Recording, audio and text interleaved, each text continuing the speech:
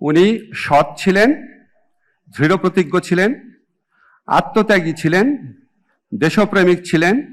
ওনার মধ্যে রুচির এক অবিস্মরণীয় প্রকাশ ছিল, পরমত সহিষ্ণু ছিলেন। বাংলাদেশকে ভালো থাকতে হলে বেগম জিয়াকে ইন্টারনালাইজ করতে হবে। বন্দী ছিলেন, ওনার পক্ষে বিভিন্ন অনুষ্ঠানে কথা বলার সুযোগ হয়েছে। তখন ওনার পক্ষে কথা বলার মানুষ খুঁজে পাওয়া যেত না। আর মনে আছে ওনার একটা অদ্ভুত বিচার হয়েছিল, উদ্ভট বিচার। তো সেই বিচারে উনি এত শকড হয়েছিলেন অন্য পক্ষের আইনজীবীর কথা শুনে। উনি অবাক হয়ে বলেছিলেন যে আমি মেরে খেয়েছি এতিমের টাকা। বিস্মিত এবং ব্যথিত হয়ে বলেছিলেন।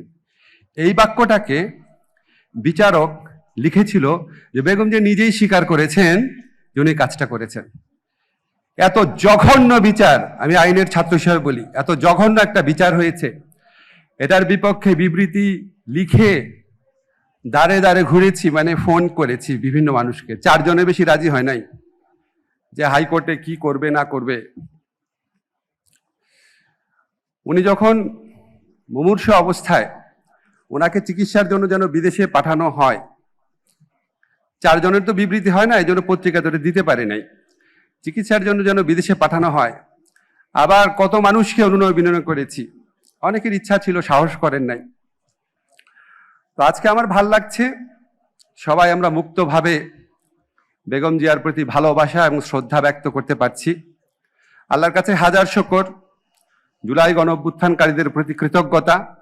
বাংলাদেশের মানুষ আজকে স্বাধীনভাবে ঘৃণাও প্রকাশ করতে পারছে, স্বাধীনভাবে ভালোবাসাও প্রকাশ করতে পারছে। এই জন্য এক নেত্রীর ঠাঁই হয়েছে মানুষের হৃদয়ে, আরেকজনের ঠাঁই হয়েছে বিতাড়িত ভূমিতে। বেগম জিয়া যখন জীবিত ছিলেন, আমি ওনার জন্য বিভিন্ন প্রোগ্রামে, ফখরুল ভাই ছিলেন, আপনার মনে আছে, আমি একটা কথা বলতাম যে বেগম জিয়া ভালো থাকলে ভালো থাকবে বাংলাদেশ।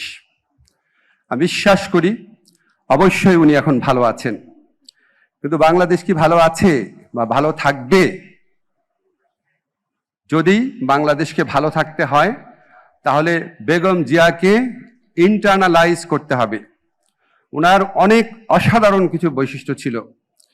উনি সৎ ছিলেন, দৃঢ়প্রতিজ্ঞ ছিলেন, আত্মত্যাগী ছিলেন, দেশপ্রেমিক ছিলেন।